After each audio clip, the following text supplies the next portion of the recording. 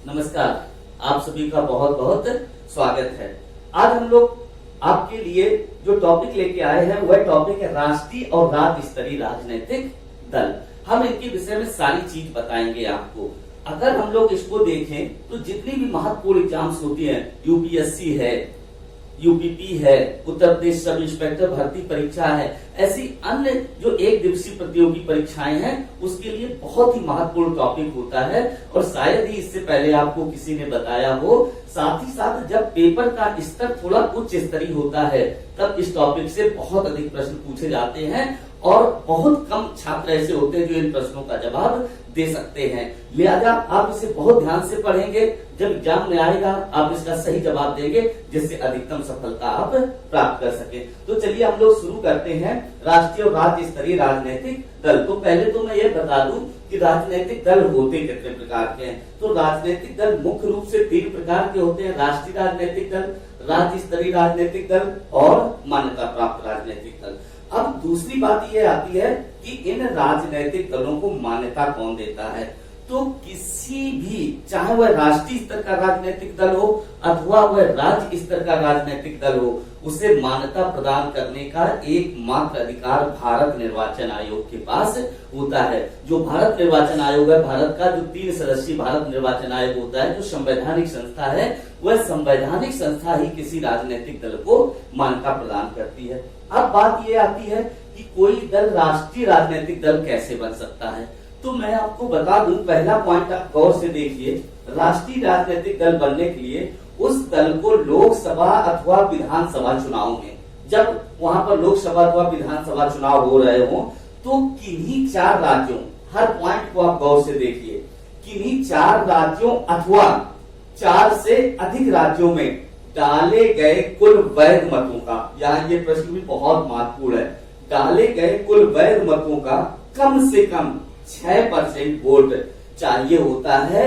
साथ ही साथ लोकसभा की कम से कम 4 सीटें भी उसके लिए जीतना आवश्यक होता है। तो बहुत महत्वपूर्ण कंडीशन है, काफी टफ कंडीशन है कि लोकसभा अथवा विधानसभा चुनाव में डाले गए कुल वैध मतों का कम से कम 6% वोट, वो भी 4 अथवा अधिक राज्यों में। साथ ही साथ लोकसभा की कम से कम 4 सीटें उसे चाहिए, तब वह दल राष्ट्रीय राजनीतिक दल बन जाएगा। इसी के साथ दूसरी कंडीशन भी होती है कि सपोज दैट कोई राजनीतिक दल यह शर्त पूरी नहीं कर पाता है, तो उसके लिए यह शर्त होती है कि लोकसभा चुनाव में 2% सीटें।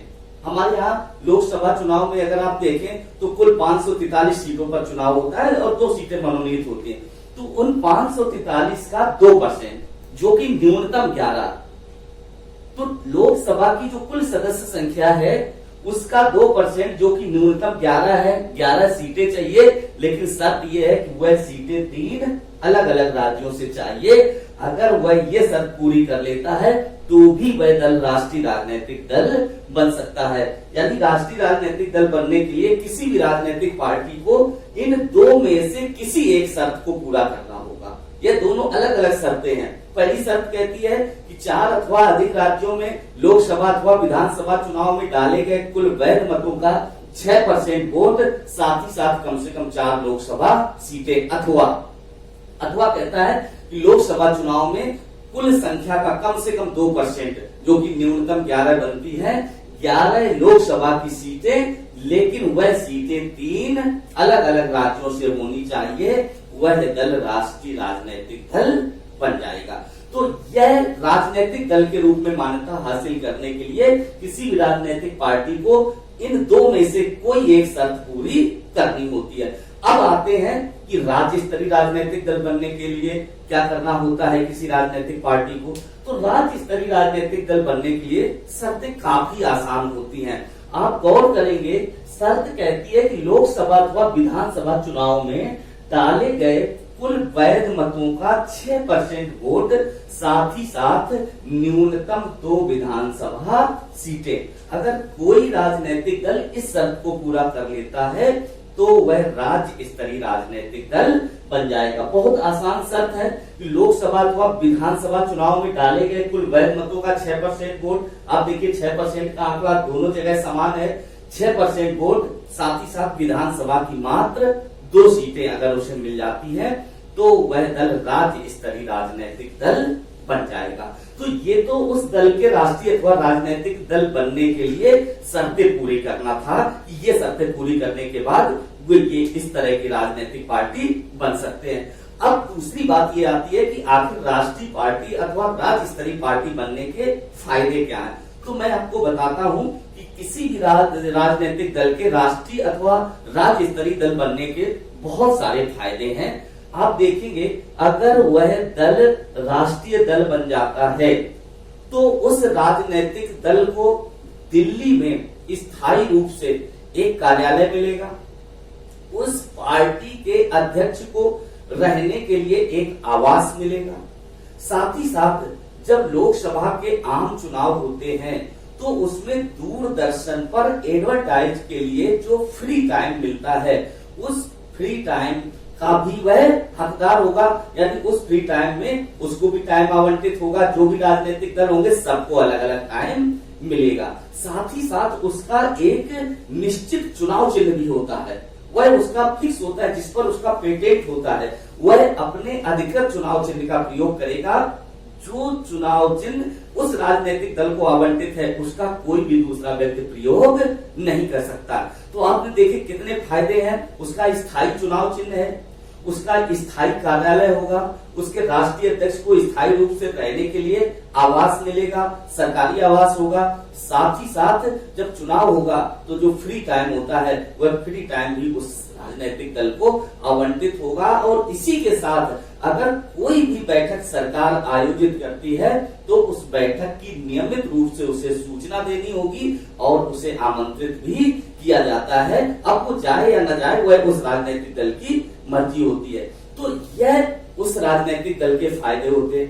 बिल्कुल जो फायदे केंद्र में होते हैं वही फायदे राज्य में, अगर कोई पार्टी राज्य स्तर की पार्टी है तो उसे राज्य में वही सुविधाएं मिलती हैं कि उसे राज्य की राजधानी में एक स्थायी कार्यालय मिलेगा, उसका अपना चुनाव चिन्ह होगा, उसके राष्ट्रीय अध्यक्ष को रहने के लिए सरकारी आवास मिलेगा, साथ ही साथ किसी प्रकार की बैठक होगी उस बैठक की सूचना उसको दी जाएगी, उसे आमंत्रित किया जाएगा। और जब चुनाव होगा तो चुनाव के समय जो राष्ट्रीय चैनल आपका होता है जैसे दूरदर्शन है उस पर मिलने वाला फ्री टाइम भी उसे आवंटित किया जाएगा।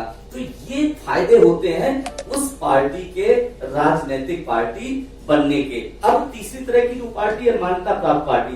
मान्यता प्राप्त पार्टी एक साधारण पार्टी होती है। कोई भी व्यक्ति जाके निर्वाचन आयोग में एक एप्लीकेशन देके अपनी पार्टी को रजिस्टर्ड करा सकता है, लेकिन इन्हें किसी तरह की कोई सुविधा नहीं मिलेगी जब तक कि वह राष्ट्रीय अथवा राज्य स्तरीय पार्टी का दर्जा हासिल नहीं कर लेते।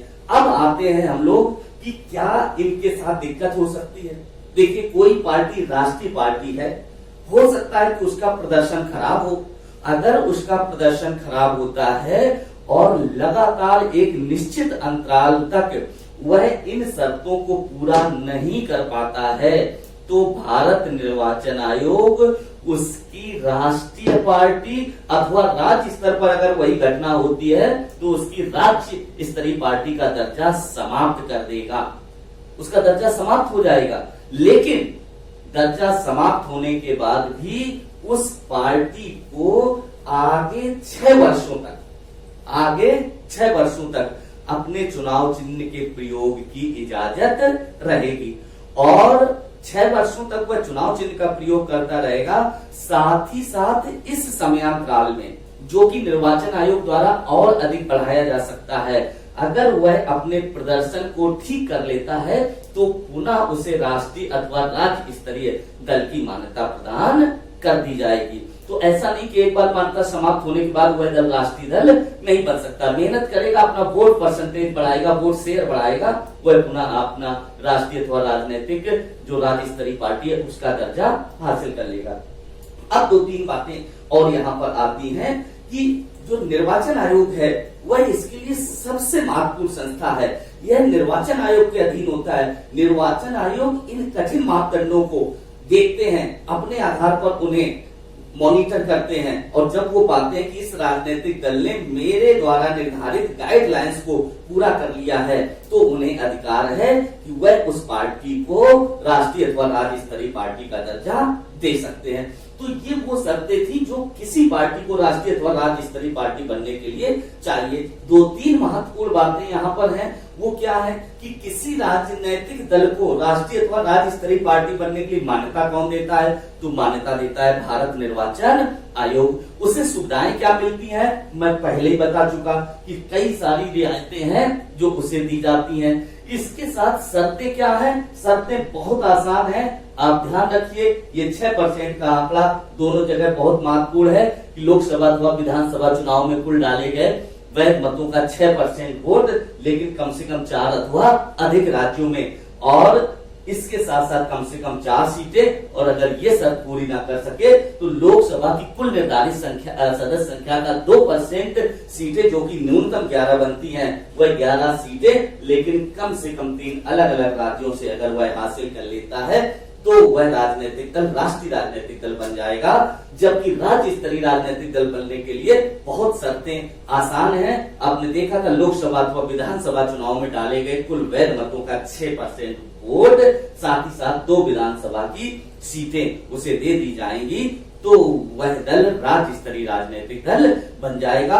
और दोनों ही स्थितियों में उन्हें ये सारी सुविधाएं मिलेगी। स्थायी चुनाव चिन्ह, स्थायी कार्यालय, चुनाव प्रचार का फ्री टाइम, प्रत्येक बैठक की सूचना, उसके राष्ट्रीय अध्यक्ष को रहने के लिए आवास, तो ये सारी सुविधाएं मिलेगी।